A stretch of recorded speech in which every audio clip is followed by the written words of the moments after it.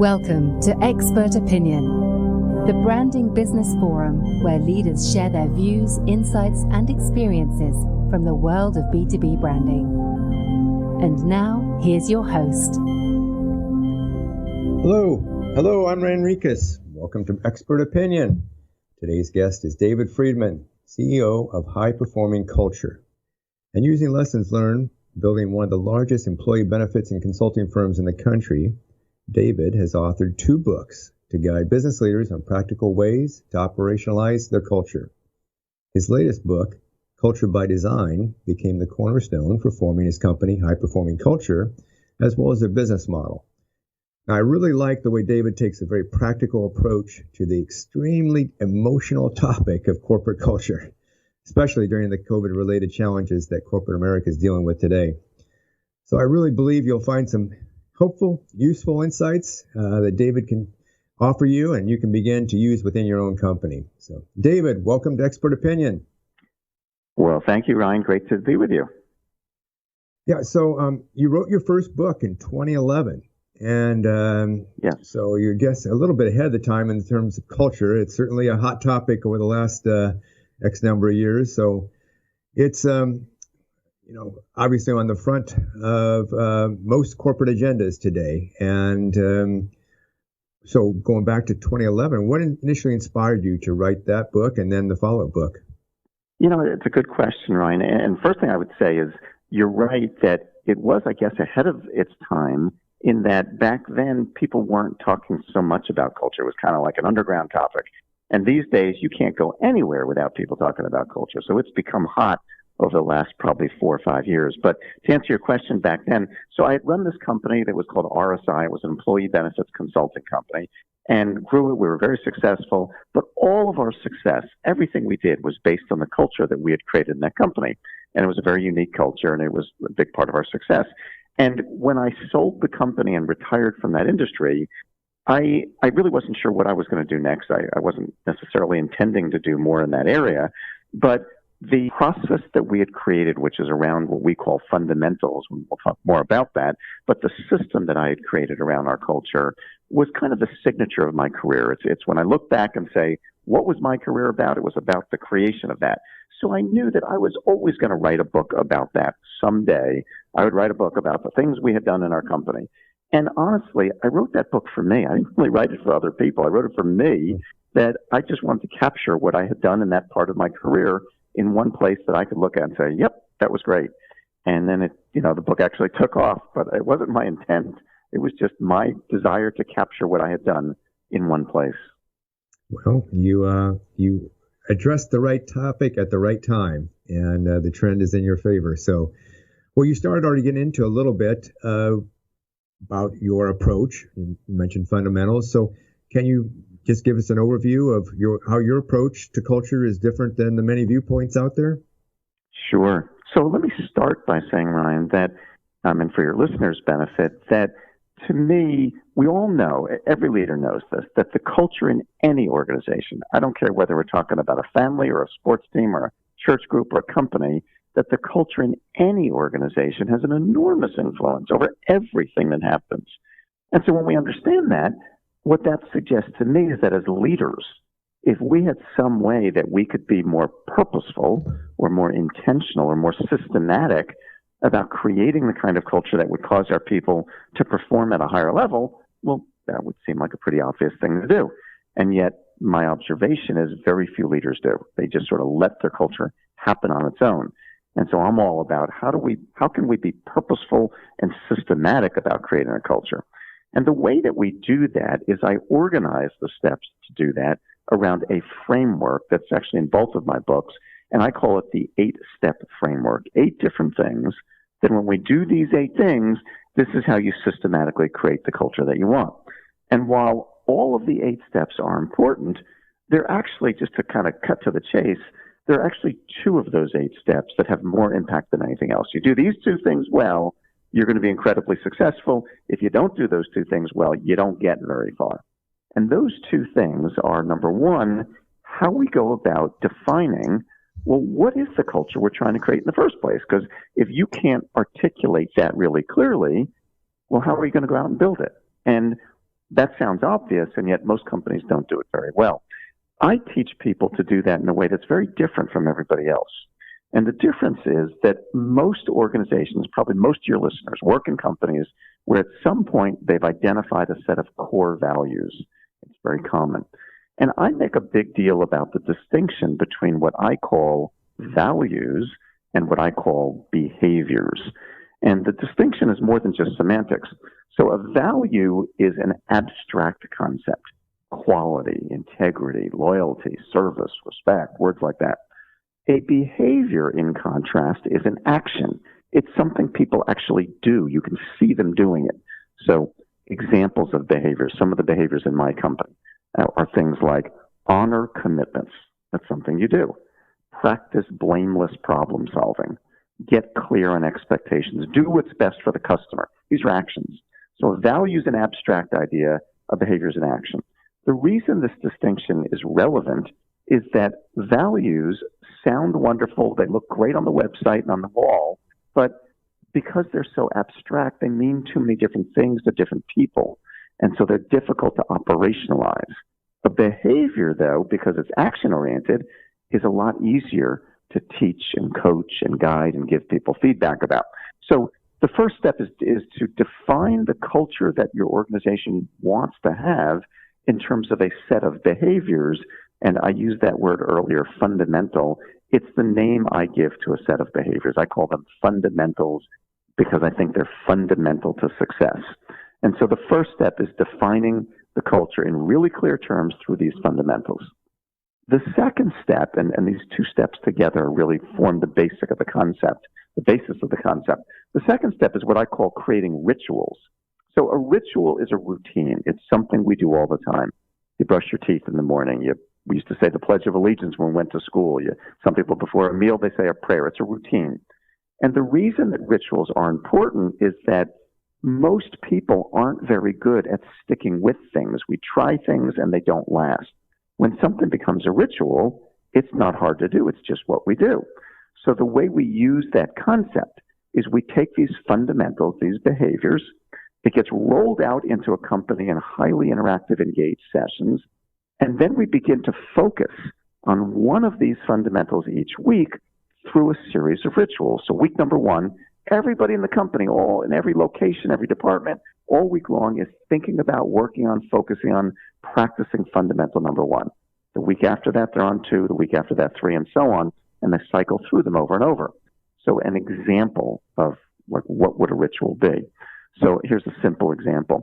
In our company and most of our clients, every meeting that we have this week in our company, doesn't matter what kind of meeting it is, every meeting, the first agenda item of the meeting is the fundamental of the week.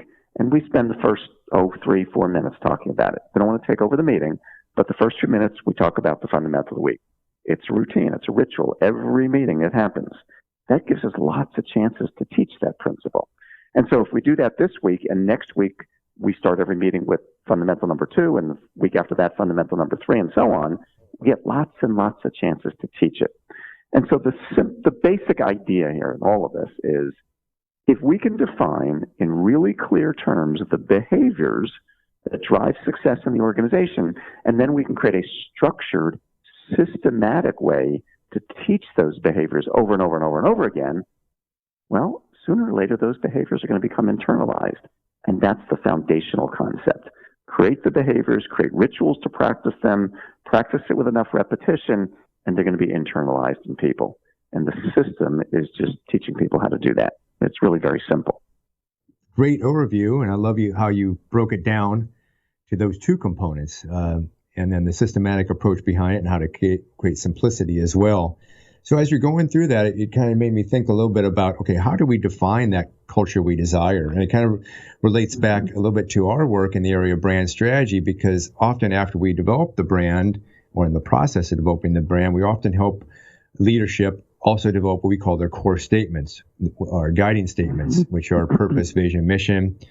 They usually already have values in place, but they don't often have very well articulated purpose, vision, mission. The most important of those is purpose, and that's the why we exist, that same emotional connection. So I'm just thinking out loud that maybe as organizations develop their purpose, In other words, why they exist, what good are they doing in humankind and to benefit the world, then that could also tie in nicely with actually how they go about defining the culture that they desire, right? I think you're right on, Ryan. And a way of thinking about it is you might think of as, that purpose, mission, whatever we want to call it, as sort of being in the air, in the sky. And on the ground every day where people live are the behaviors that they do. Mm-hmm. And so the defining of the behaviors, or as I call them, fundamentals, just creates the connection between the ground and the sky. That, how does that stuff, we've got this core purpose. Well, how do we live out that purpose every day? What does it look like to do things every day that support that? And defining the behaviors enables the employees to sink their teeth into something and say, oh, I get it. I'm clear on the expectations. This is how we live out that purpose or that mission, is by doing these kinds of behaviors day after day. That's what really resonates with them. Makes sense. So as I mentioned, often when we go into an organization, they already have values. Unfortunately, they're the examples that you provided, which are throwaway words, in my opinion: integrity, honesty, unity, those type of things. So at the very least, we personalize concepts that apply to that particular organization's culture. But I really like the shift that's going on in my mind about what you've outlined. So I want to get into a little bit of a practicality here. So an organization that you might work with already has values. Do those values depart and then shift to these behaviors and fundamentals? And maybe you can chat a little bit about that. Sure. So, it's interesting. Almost all companies, to your point, have some set of core values that they've written at some point. In my own company, and so if we're starting from scratch, I don't worry about the values, as crazy as that might sound, because at the end of the day, all I care about is, what do I want people to do? Let's just figure out the behaviors and make them happen. If I was looking at a company that didn't already have a set of core values, we wouldn't bother. We just figure out the fundamentals and make them happen. But to your question, most people at some point did some legacy work around the core values. What we do with those, I would say, breaks down into two different situations. There are some people that the set of core values that they came out of a workshop session they did 7 years ago with a consultant, where they spent the day putting Post-it notes on the walls. And at the end of the day, they created these statements, and most of the employees don't even know what they are or care, and it's just, a waste. If that's where their core values are, we just ignore them and don't bother, and let's just create our fundamentals and make it happen. However, there are many companies that did create a set of core values that are important to them. Yes, they may not be as clear as they could be, but they are important, and they talk about them, and they try to live them, even if it's not as clear, but it's meaningful to them. And so in those cases, we don't want to throw away that old work. So the way that we can kind of preserve that without having been married to that, allowing us the flexibility to really focus on the behaviors, is what we'll do is we'll park those values on the side just momentarily, just for a moment. And then we'll think about and brainstorm, so what are the behaviors that are important to us here, without reference to the values, just free form? What are the behaviors that really matter in this company that drive success? And then what we do is we craft those fundamentals, and then we describe the fundamentals as the way in which we live to the pre-existing set of values. Now, this is subtle but important.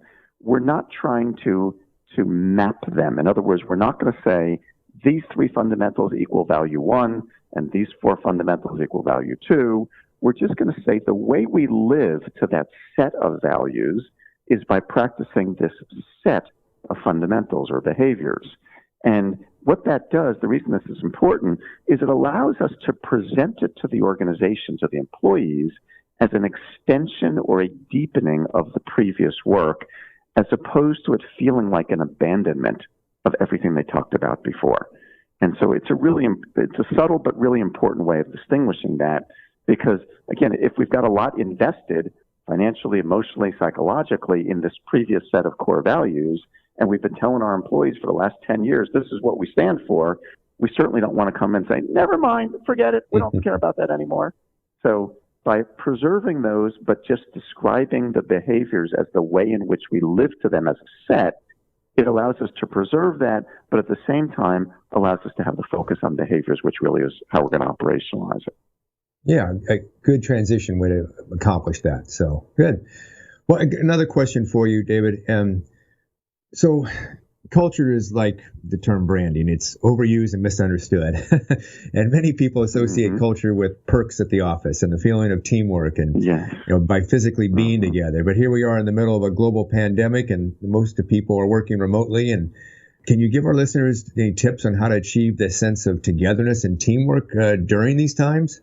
Yeah, well, so the first thing I would say, Ryan, is that you're right. When people hear the word culture, they're picturing often we have pizza every Friday and we, the ping pong table and the reception area and all that kind of stuff. And that's not what culture is. Culture is really, to me, it's the set of behaviors that define how the group operates together. So if we've defined those behaviors clearly, and some of those behaviors may be teamwork, they may be other things, but whatever those behaviors are, that's really what we want our culture to be. And if we've defined those clearly and we've created the structure to practice those are not dependent upon people being physically together. In many companies, I'd say in most companies where they have not particularly been systematic about their culture was just, it was figured out by just example. You're around everybody, to your point, they're around the water cooler, they have fun together, they enjoy each other, and that's what they think of as their culture. And so if that's the only way culture was promoted and that's all culture is, then when we're in a pandemic and we're all working remotely, good luck. I mean, we don't have any of that. If instead we've been systematic about our culture, we've created, I sometimes call it a culture operating system. If we've been systematic about creating the culture that we want, and it's infused into every aspect of how we operate, well, that's still just as effective even when people are working remotely. I mean, my company, as an example, has always been remote. So the pandemic didn't change any of that. We've always worked remotely. And so we talk about our fundamental every day, every week. We have a mobile app that drives a lot of our discussions around our fundamental. Every Zoom meeting, we're talking about our fundamental of the week. So all of the things that we've always done, we could do just as well remotely because we're not depending upon our culture to be driven by example and by physical proximity. And so I think the bottom line is, to your question, is how do you preserve your culture in this time when we're all working remotely? You get systematic about it. You define what's important and you teach it over and over and over again. And you can do that remotely as well as you can do it in person. Okay, good. Makes sense. So you use the term we throughout that description of how you operationalize it. We know culture starts at the top, but it takes more than one person. So when you're going through the process of identifying these behaviors and fundamentals, how do you go about that? How do you organize a team, a leadership team, or do you is it cross-functional, or is it top down, bottom up? Help me understand how you identify those behaviors that you desire. Yeah, that's a great question, and it's one that my point of view about that is contrary to some popular points of view. One of the biggest mistakes I observe companies make around this is that they over-collaborate. They bring in too many people. And the reason that, in my view, is a mistake is ultimately, if you are a CEO, it's your job to describe what you want this company to be about. It's your vision that you're trying to bring into reality. And so I say this is a leadership function. Now, most of the people that I see that we certainly have worked with are large enough that they have senior leadership teams. I am a big advocate for the inclusion of the senior leadership team in the process, but I'm very particular about the language here. I'm a big advocate for the inclusion of the senior leadership team for their contribution to the CEO's thinking. In other words, the CEO is the one who's driving this, but he or she has a smart people on their team, and their smart ideas could influence my ideas as the CEO. But at the end of the day, it's not a majority vote. It's not, let's make sure everybody gets a little of what they'd like to see. It's what I want it to be about as the CEO, but I'm influenced by the smart people on my team. And what we're definitely not doing is going out to all of our employees and asking them, so, what do you think the values are around here? I don't care what they think they are. And I don't mean that in a derogatory way. It's just that this is a leadership function. We're not we're not designing our future around the people we happen to have today and what they'd like to see. We're designing the future around our vision of what we're trying to build. And I'll make one other comment about this, and that is that the primary reason that companies over-collaborate about this is it's a good reason with a fault in the logic. The reason that they over-collaborate is to get engagement, to get buy-in. And that's a really good reason. We do want the buy-in. The mistake in thinking is that the only or best way to get that buy-in is by having everybody author it. We get unbelievable buy-in by how it gets rolled out into the organization.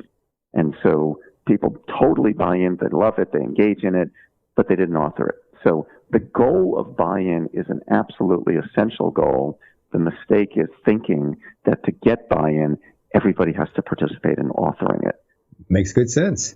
David, our time's running fast. I only got 2 questions for you. Sure. So how do you, you rolled it out throughout the organization, so how do you balance recognizing and rewarding the right behaviors and on the flip side, addressing bad behaviors? Well, I think that to me, Ryan, they're one and the same in a sense, in that we're always looking at this from a coaching standpoint. So we are promoting the behaviors we're looking for. We're teaching and coaching all the time. So when we see somebody who's not, well, to answer your question, we see somebody who is living to it, we're acknowledging that. We see somebody who's not living to it, we're coaching. So, gee, Ryan, I know that we said that honoring commitments was really important here. Help me understand what got in the way of honoring your commitment there, and let's talk about what we can do in the future to make sure that we're honoring all our commitments. So we're coaching people. We're not hitting them over the head saying, I can't believe you didn't do this. We're using it as a chance to coach and teach and support people so that ultimately they begin to act this way with greater consistency. Mm-hmm. Okay, good. Makes sense. Well, I imagine our listeners would like to have access to your book. Do they just go to your website, or how would it be? Can you give them advice on how to reach you or get a copy of your book? Sure. So my books are, there's 2 books. The first book was called Fundamentally Different. The second one is called Culture by Design. And both are available in Amazon and Audible in all its forms. So they're hardcover, softcover, ebook. And if you like listening, I do the audiobook on both. So they're available on Audible. So you can get them there. My website is CultureWise, the word culture, W-I-S-E, culturewise.com. And on the website, you can read more about it. You can see there are many videos there, simple explanations of what we do. But you can see it all on the website, or the books are available on Amazon and Audible. Perfect. Well, David, thank you for being a guest on Expert Opinion. Before we leave, any final thoughts or insights you want to share with the listeners? I'd say the final thought is that if you recognize that culture is critical to success, then we ought not to leave it to evolve on its own. As leaders, it's our responsibility to take control of it, and that we should be as systematic about our culture as we are about every other important aspect of our business. It's too important to leave to chance. Mm-hmm. Good leadership there. Well, that concludes our show for today. This is Ryan Rikas, and you've been listening to another edition of Expert Opinion, a branding business forum where thought leaders share their point of view. If you'd like to listen to past shows or read a blog series, visit brandingbusiness.com. Until our next show, grow your business by living your brand promise.